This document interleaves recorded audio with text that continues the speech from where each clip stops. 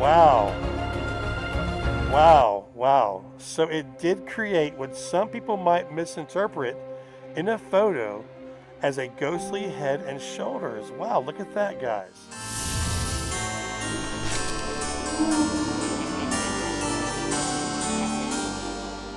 Hey, what's up, guys? Good to see you. I appreciate you joining me. Tonight's video is going to be a lot different because this video was sent to me from a good friend of mine, Sarah from Fantastic Publishing. She sent me a link to a team that's supposed to be like more on the scientific side of things and it's supposed to be high tech. I was like, hey, you know what? I'm down for that. I love seeing more scientific approach to investigations, especially in lieu of here recently, a lot of people out there calling themselves investigators that I don't think deserve the title. And before you get offended, I'm talking about some of these people that are going around making kind of over-the-top YouTube videos, doing very little debunking, if at all any. And I'm not going to name any names, but there was a video recently made talking about debunkers and, you know, how debunkers don't know basically what they're talking about. And I think a lot of ghost hunters, what I call them ghost hunters on YouTube, they don't know enough about the debunking community anymore to realize that we are a community of debunkers and paranormal investigators. Debunkers are going investigating now. We have friends, we discuss investigating all the time, what methods to use, which ones work better. So I have not watched this video at all. It could be a huge flop, who knows? But Sarah said they're really good, so let's check this out. This team is called APRF Paranormal Investigations, and that stands for Anomalous Phenomena Research Foundation. And the video we're going to watch is this one called The Haunting of Knowlton Church. Can it be explained? Going in with a blind reaction, let's see what they got. Let's go.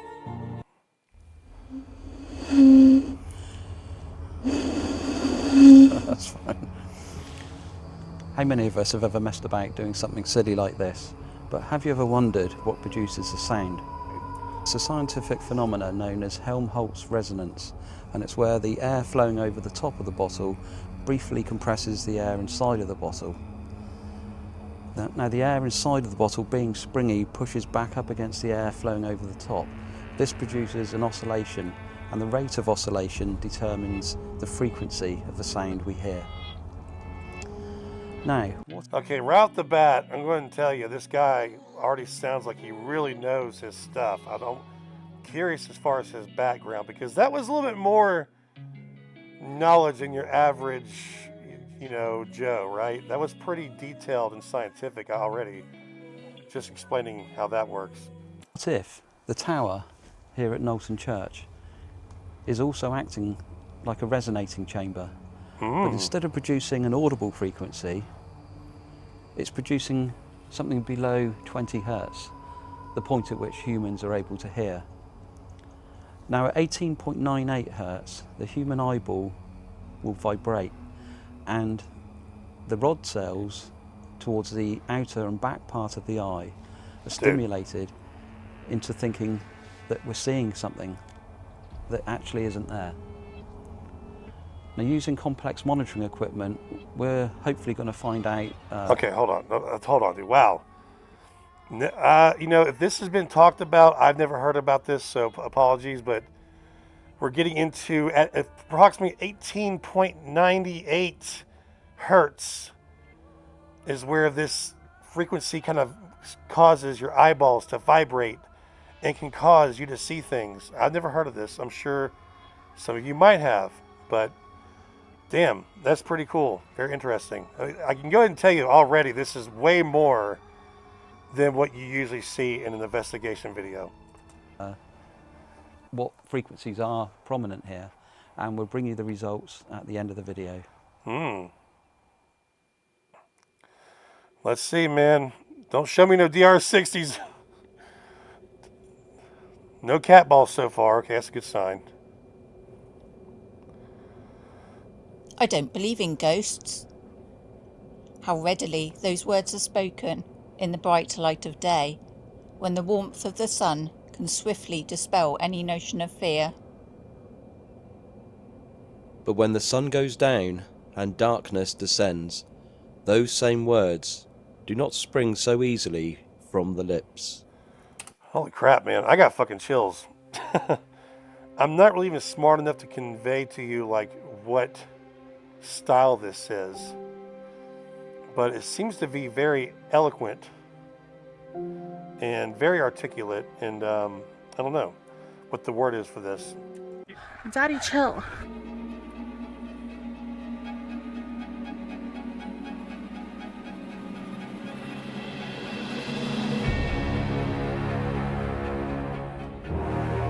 Damn. Damn, Daddy.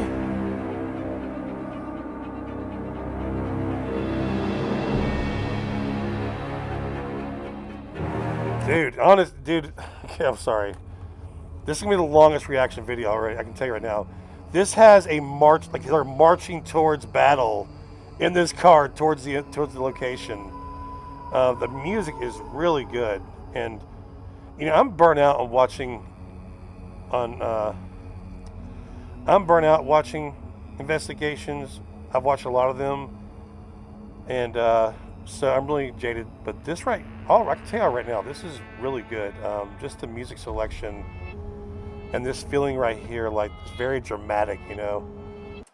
Tonight, we put our theories to the test regarding what we believe to be the reasons behind the paranormal phenomena reported here at Knowlton. Not least of which is our theory that the presence of infrasound may be playing a part. Okay. More about that in a short while, but right now, let's go over and see what Lisa's doing. So what is it? So I'm putting this vibrational data logger,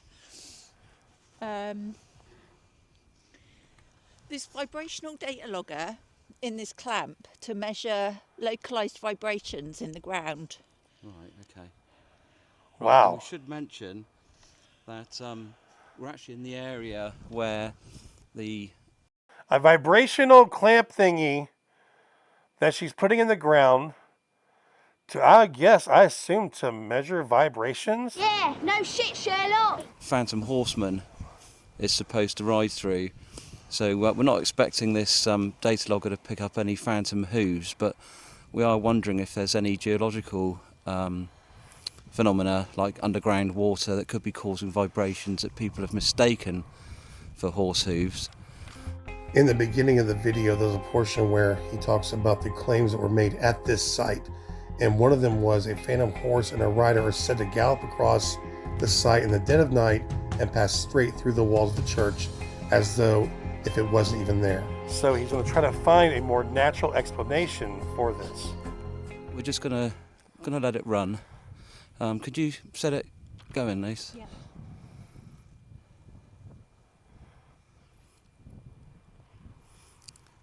And we'll just wait to see it flash once green, just to make sure it's... The base plate of the There we go. data logger is Okay, fixed tight to the ground. Okay. We'll give this a wide berth so we don't create any false positives, and we'll come back to this later on. I think he said we're going to give it a wide berth. I think he said we're going to give it a wide berth so it doesn't create any false positives. I think they mean they're going to start recording the data as far as when they look at it, wait till after they walked away from this meter and give it some time, so that way their footsteps are not mistaken for anything else. I believe that's what he meant by that. Results at the end of the video. I fucking love that, man. I love, because remember Ghost Hunters, my favorite fucking TV ghost hunting show of all time. I love the way they did things, because at the very end they showed you all the findings at the end. You know, they showed you what they found, all the data, blah, blah, blah. In a moment, we're going to be setting up our infrasound monitoring equipment in the tower behind me. But before we do, we'd just like to try a quick experiment to see if we're able to replicate some of the figures seen in a number of photographs over the years. We believe that these are just light anomalies, and we're going to try and recreate one of them through this window using a torch. And one of the claims was they see faces from top of the tower or through the windows, things like that. And placing a light inside of the tower to be viewed from the outside to see if we can see any faces in the top two windows, which we believe are just marks in the stonework. So let's give that a go.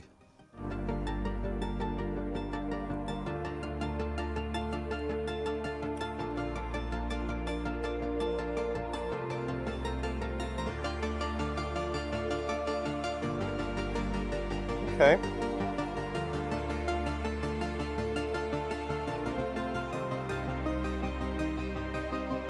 Fair enough, fair enough. The extendable pole was to come in handy again when we started our infrasound study. As with the daytime monitoring, we use an anemometer to measure the wind speed. Okay. So now we're measuring the wind speed as well. And also the vibrations in the ground. And pretty cool, man. I'm really digging this, dude. So far, not a cat ball in sight, and I fucking love it. Oh, Billy. Wow. Okay. The reason why we measure the wind speed and direction is because we believe there may be a correlation between the velocity of the air flowing over the top of the tower and any infrasonic frequencies recorded inside it, in much the same way as the air blowing over the top of the bottle earlier in the video. Yes. It reminds me of that show Mr. Wizard from Nickelodeon, right? Remember that? So he's basically comparing the bottle to the top of the tower in a way. Pretty cool, man. You're so smart. You're so effing smart. We place the anemometer on the end of the extendable pole in order to record the wind speed. Okay.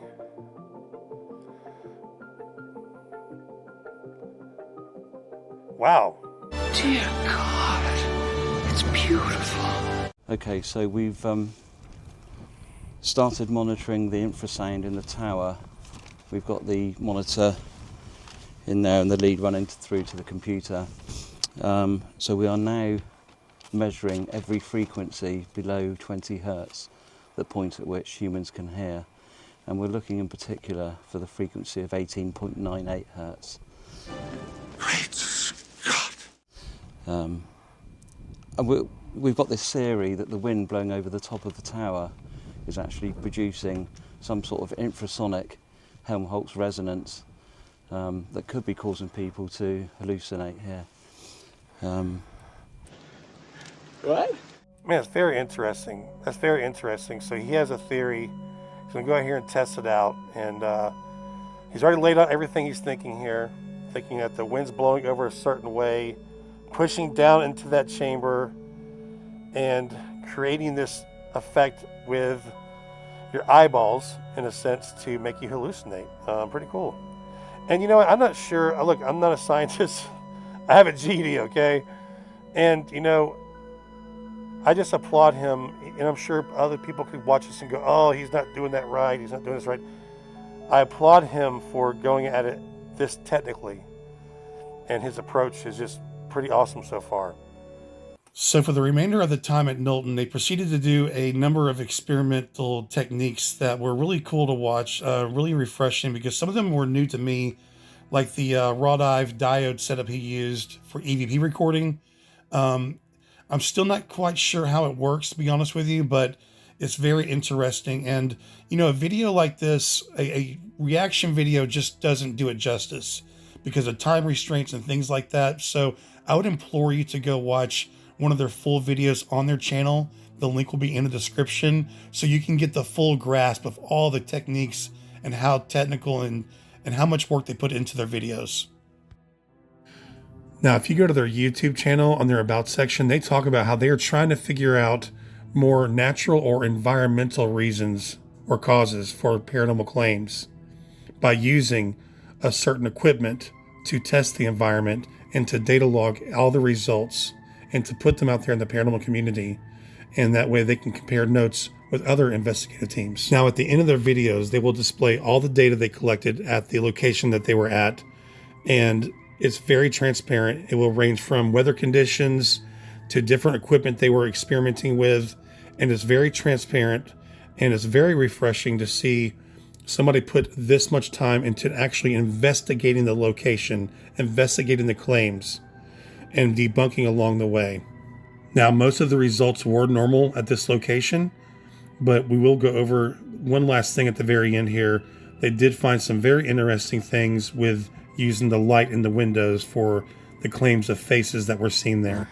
With a wind speed of 6.7 miles per hour coming from an easterly direction, we found no dominant infrasonic frequency around the 18.98 hertz mark during our daytime infrasound study in the tower. So they did not pick up that key number of 18.98 hertz, which can cause vibrations in the eyeballs and supposedly cause hallucinations. I don't know if that's true or not, but that's very interesting. So he did not find what he thought he was looking for, or he was trying to find out there. In a bid to try and discover if a particular wind speed and direction can indeed create an infrasonic peak around the 18.98 hertz mark, we therefore propose to carry out a long-term study of infrasound measurement in the tower at Knowlton Church. So they're going to be coming back multiple times, it seems like, to do more testing and studies. This is one thing I heard from Sarah, I believe it was, about these guys. They keep going back to a location over and over again to get data. The APRF will therefore undertake a set of infrasound measurements here 2 to 3 times a month, night and day, for the remainder of 2025. Wow! In order to publish a set of results obtained with varying wind speeds and directions. The results will be published in a dedicated video later this year. So pretty much these guys are going to go 2 to 3 times a month, night and day, for the remainder of 2025, guys, to see if the wind picks up or in a certain direction will hit just right over that the opening of that tower to get that 18.98 hertz that he's looking for. Just kind of like reminds me of Back to the Future, and they had to hit, was it 88 miles per hour? You're so stupid! We found no anomalous ground vibrations in the area where the Phantom Horseman has allegedly been seen. So they went as far as to test the ground to see if there's any vibrations that could have been mistaken for that. This is way more than I say a lot of investigators do. I think the guy's very highly knowledgeable in what he's doing here. And I have no idea what this is.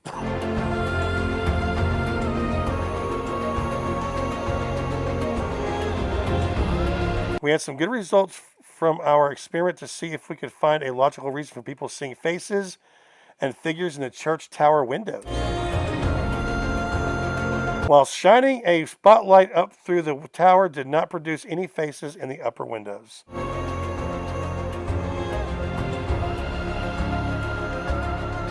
Wow. So it did create what some people might misinterpret in a photo as a ghostly head and shoulders. Wow, look at that, guys. Wow, that's really cool.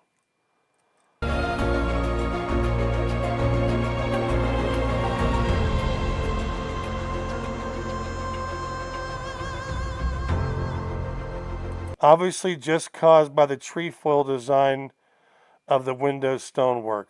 So that's what was causing that effect. Man, that's awesome, man. Which became into play again when we shone a torchlight through the lower window, and it too produced a figure. Wow.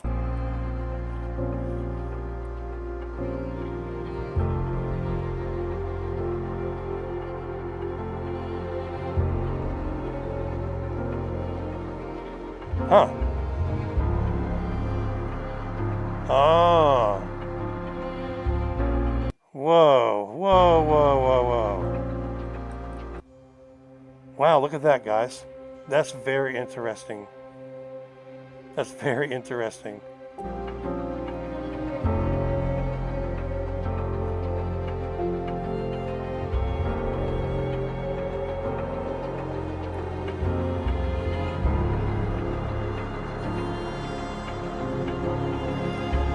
These figures in the face are identical to the ones in the press over the years and are undeniably the just tricks of the light and marks in the stone, enhanced by pareidolia. And yeah, so that's what he's saying. He's basically saying that these are tricks of the light and marks in the stone, enhanced by pareidolia.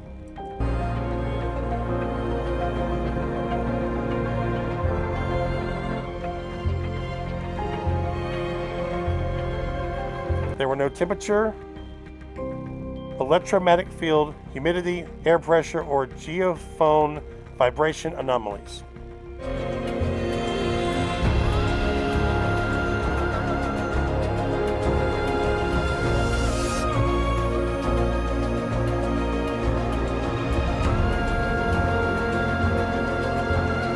Nor were there any radio frequency or electric field anomalies. Look, and we have data, you know, and I know this is not everybody's style, and maybe some people are not into this, but I think this is very cool and much more than you see from other teams. And I'm saying this is not a diss to any of the teams out there at all. Everybody has their own ways of doing things, but it is refreshing that people like this are keeping records and data of what they're out there doing.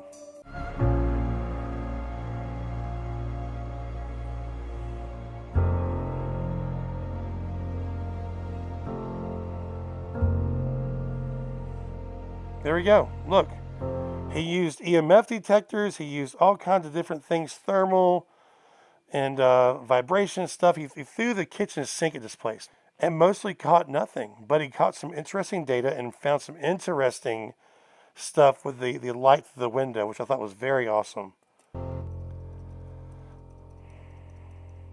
There we go. And scene. Final thoughts? And he didn't make us wait through a 2-hour video of all this footage, you know? This is nice to wrap it up in one little package. Places like Knowlton are steeped in time and mystery. Over the decades, even centuries, imagination fuels fireside discussions that become embedded in myths and even legends in their own right. Is that what is really happening here at Knowlton? Or is there actually something just beyond the reach of our understanding at play? We feel we have offered an entirely plausible explanation for the alleged ghost seen in the church tower. Not so for our theory surrounding the phantom horseman.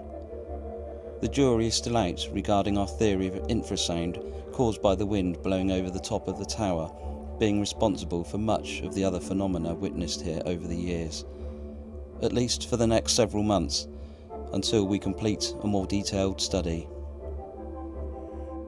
In time, maybe the truth behind the alleged phenomena here will be revealed. For the time being though, it remains as intangible as the atmospheric and eerie charm of this location, and the APRF's search for quantifiable evidence of the paranormal continues. And look, if you're still here, I appreciate you. I'm glad you watched this, because I know we like to pick fun at the fake teams out there. It's a lot of fun. It's very exciting and very dramatic. But we're also very passionate about paranormal investigations, and it's also important to highlight the ones that are doing a good job and trying to push the field further. Leave me a comment. Let me know what you thought of this video. The link will be in the actual description. If you want to, go click that link. Go tell them Crow sent you. I appreciate you watching. I'll see y'all next time. Yeah, my mind says go!